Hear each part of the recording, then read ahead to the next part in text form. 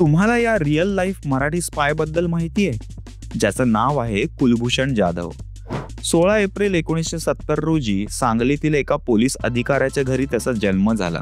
मुंबईत शिक्षण घेऊन 1987 मध्ये कुलभूषण भारतीय नौदलात दाखल झाला. एका नेव्ही ऑफिसरनुसार 1991 ते 93 दरम्यान तो INS शिवाजी मध्ये होता आणि त्यानंतर त्याने मरीन कमांडो फोर्स निवडली. फास्ट फॉरवर्ड 2011 नवीन नावाने कुलभूषणने इराणच्या चाबहार बंदरात एक अधिकृत कार्गो व्यवसाय सुरू केला. पण बिझनेस आणि लायसन्सेसच्या आड कुजबूज सुरू होती सिक्रेट मिशनची.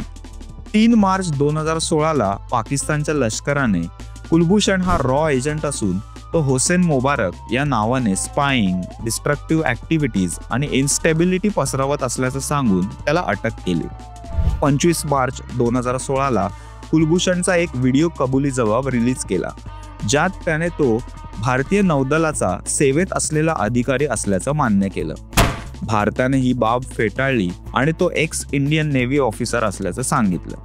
शेवटी 10 एप्रिल 2017 मध्ये पाकिस्तानने कुलभूषणचं कोर्ट मार्शल करून त्याला डेथ पेनल्टी म्हणजेच मृत्यूदंडाची शिक्षा सुनावली. भारतानं हा मर्डर असल्याचं सांगत आंतरराष्ट्रीय न्यायालयात धाव घेतली. 2017 मध्ये त्याच्या आई आणि पत्नीला त्याला एकदाच भेटण्याची परवानगी मिळाली, पण ग्लास बॉक्समध्ये कडेकोट सुरक्षा, मराठीत बोलण्याची परवानगी नाही, मिठी मारण्याचा हक्क नाही, फक्त डोळ्यात अश्रू आणि मनात असंख्य प्रश्न. 2019 मध्ये आंतरराष्ट्रीय न्यायालयाने पाकिस्तानला सुनावलं. कुलभूषणला इंडियन अँबॅसेडरला भेटण्याची परवानगी द्या, त्याचं प्रकरण रिव्ह्यू करा असे आदेश दिले. आजही कुलभूषण पाकिस्तानच्या ताब्यात आहे आणि त्याची मिस्ट्री अजूनही अनसॉल्व्ड आहे.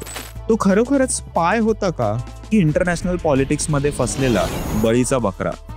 एक गोष्ट मात्र निश्चित आहे, त्याचं आयुष्य होतं हे खऱ्या मिशन इम्पॉसिबल फिल्मसारखं आणि अजूनही त्याच्या फाईलवर क्लासिफाईडचा शिक्का आहे.